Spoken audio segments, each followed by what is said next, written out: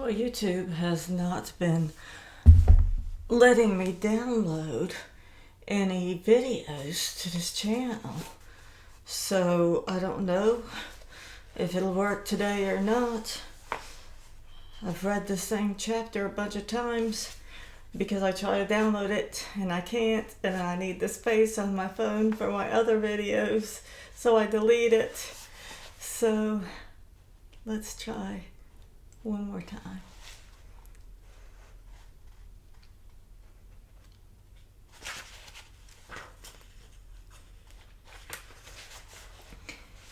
I saw Gray and Isabel next day and told them that I had seen Larry. They were as much surprised as I had been. "It'll be wonderful to see him," said Isabel. "Let's call him up at once." Then I remembered that I hadn't thought of asking him where he was staying. Isabel gave me hell. "I'm not sure he'd have told me if I had," I protested, laughing. "Probably my subconscious has something to do with it.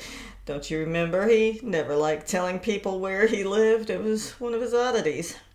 He may walk in at any moment." "That would be like him," said Gray. "Even in the old days, you could never count on him being where you expected him to be. He was here today and gone tomorrow. You'd see him in a room and think in a moment you'd go and say hello to him, and when you turned around, it disappeared." "He always was the most exasperating fellow," said Isabel. "It's no good denying that. I suppose we shall just have to wait until it suits him to turn up." He didn't come that day, nor the next, nor the day after. Isabel accused me of having invented the story to annoy. I promised her I hadn't, and sought to give her reasons why he hadn't shown up, but they were implausible. Within myself, I wondered whether, on thinking it over, he hadn't made up his mind that he just didn't want to see Gray and Isabel and had wandered off somewhere or another away from Paris. I had a feeling already that he never took root anywhere, but was always prepared at a moment's notice for a reason that seemed good to him or on a whim to move on. He came at last. It was a rainy day, and Gray hadn't gone to Mortefontaine. The three of us were together, Isabel and I, drinking a cup of tea, and Gray was sipping on a whiskey and Perrier, when the butler opened the door and Larry strolled in. Isabel, with a cry, sprang to her feet and, throwing herself into his arms, kissed him on both cheeks. Gray, his fat red face redder than ever, warmly wrung his hand. "Gee, I'm glad to see you, Larry," he said, his voice choked with emotion. Isabel bit her lip, and I saw she was constraining herself not to cry. "Have a drink, old man," said Gray unsteadily. I was touched by their delight at seeing the wanderer. It must have been pleasant for him to perceive how much he meant to them. He smiled happily. It was plain to me that he was, however, completely self-possessed. He noticed the tea things. "I'll have a cup of tea," he said. "Oh, gosh, you don't want tea," cried Gray. "Let's have a bottle of champagne." "I'd prefer tea," smiled Larry. His composure had on the others the effect that he may have intended. They calmed down, but looked at him still with fond eyes. I don't mean to suggest that he responded to their natural exuberance with an ungracious coldness. On the contrary, he was cordial and charming as one could wish, but I was conscious in his manner of something that I could only describe as remoteness, and I wondered what it signified. Why didn't you come and see us at once, you horror?" cried Isabel with a pretense of indignation. "I've been hanging out of the window for the last 5 days to see you coming, and every time the bell rang my heart leapt to my mouth, and I had all I could do to swallow it again." Larry chuckled. "Mr. M told me I looked so tough that your man would never let me through the door. I flew over to London to get me some clothes." "You needn't have done that," I smiled. "You could have got me and reached me down at the Printemps or Belle Jardine. I thought if I was going to do it all, I'd better do the thing in style. I haven't bought any European clothes for 10 years. I went to your tailor and said I wanted a suit in 3 days. He said it would take a fortnight, so we compromised on 4. I got back from London an hour ago."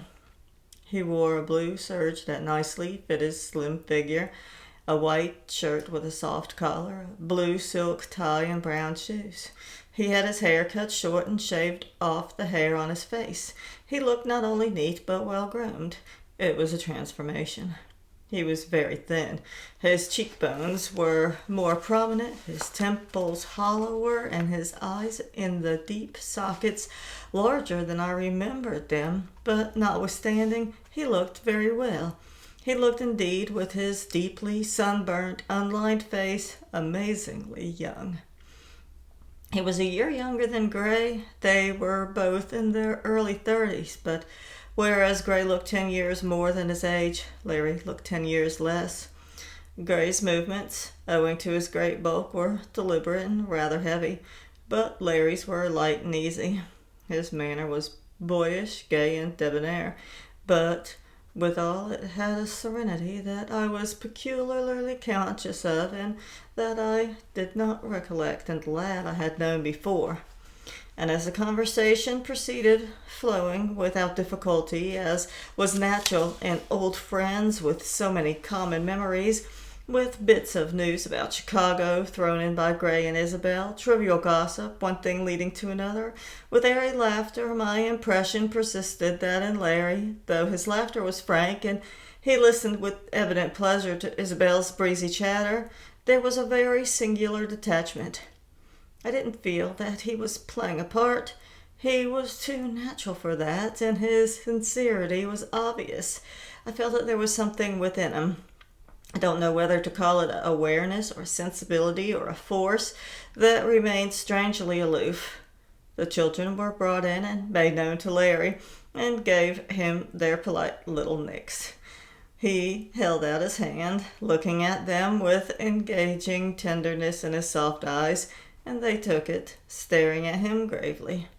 Isabel brightly told them they were getting on with their lessons, and getting along nicely with their lessons, gave them a cookie each, and sent them away.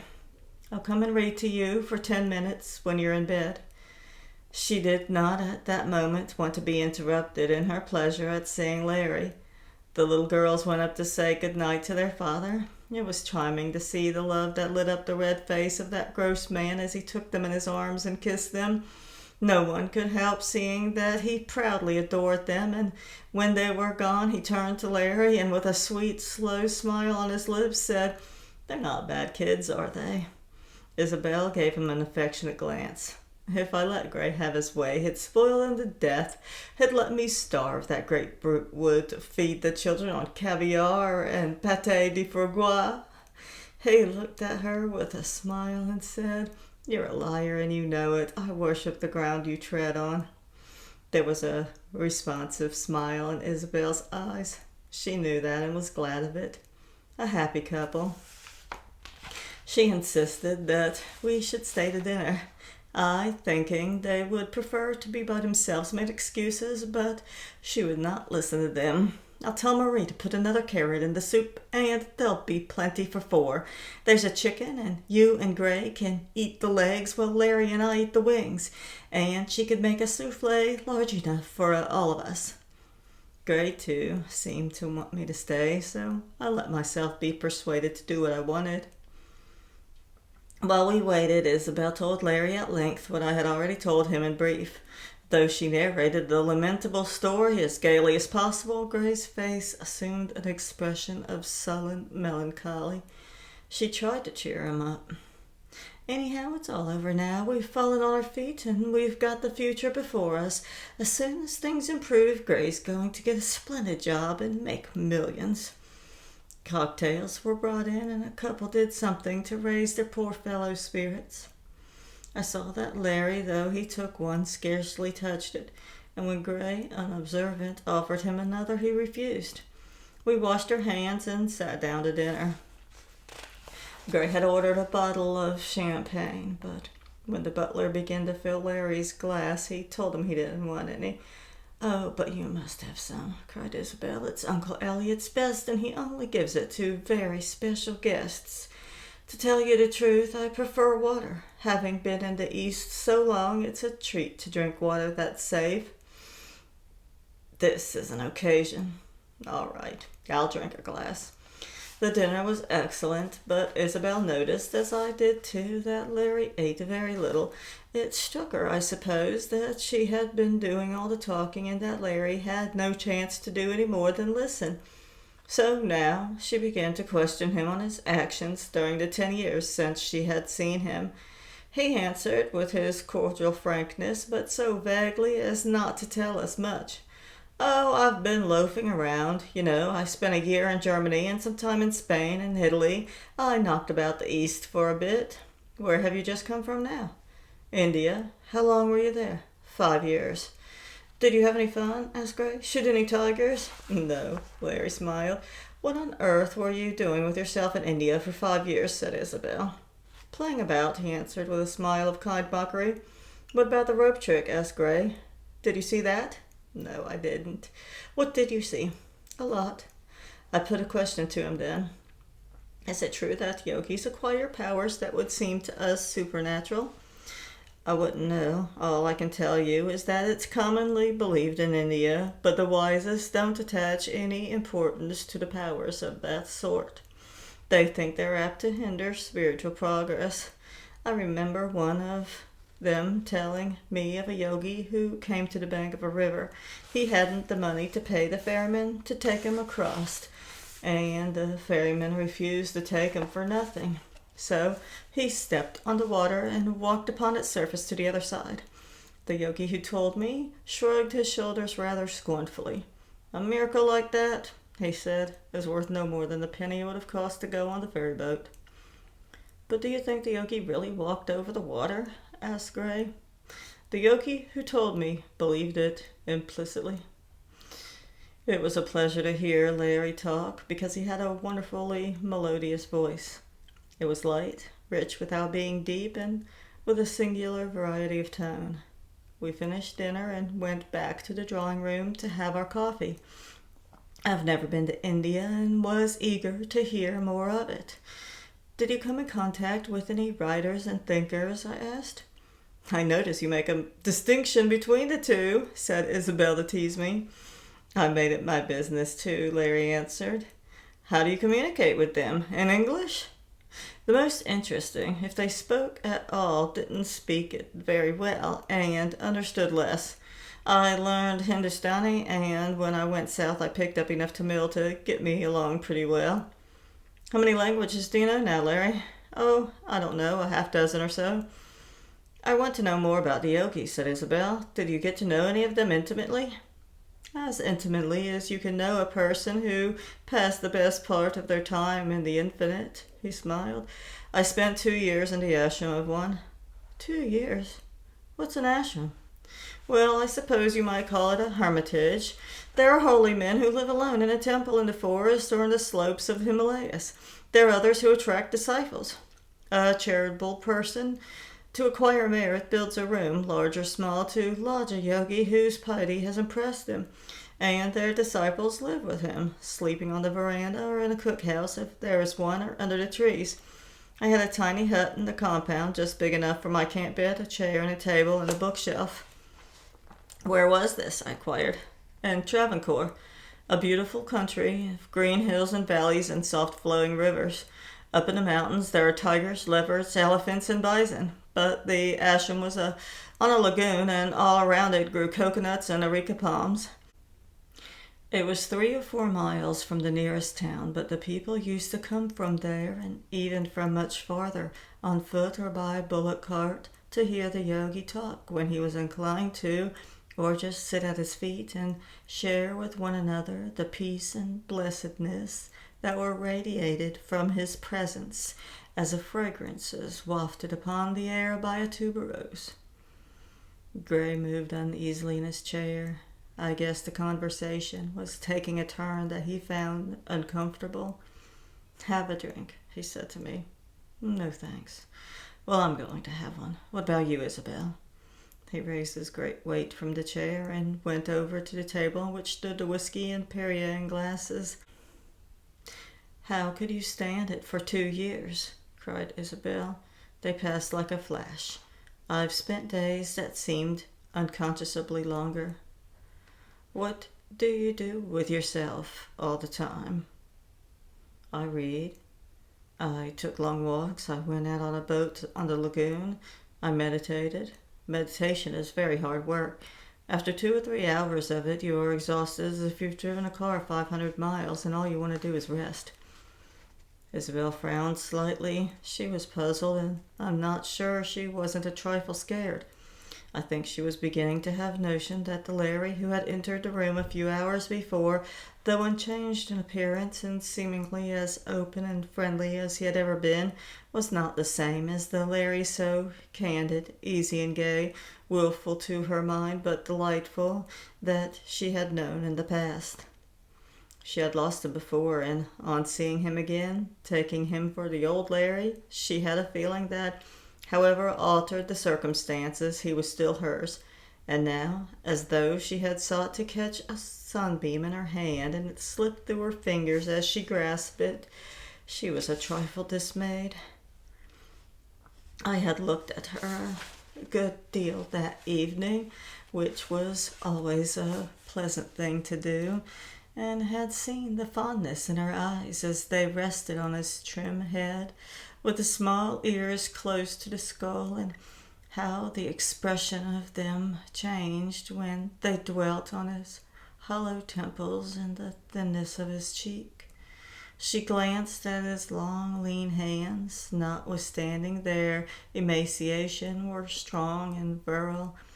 Then her gaze lingered on his mobile mouth, well-shaped, full without being sensual, and on his serene brow and clean-cut nose. He wore his new clothes, not with the bandbox elegance of Elliot, but with a sort of loose carelessness, as though he had worn them every day for a year. I felt that he aroused in Isabel motherly instincts I had never felt in her relation with her children.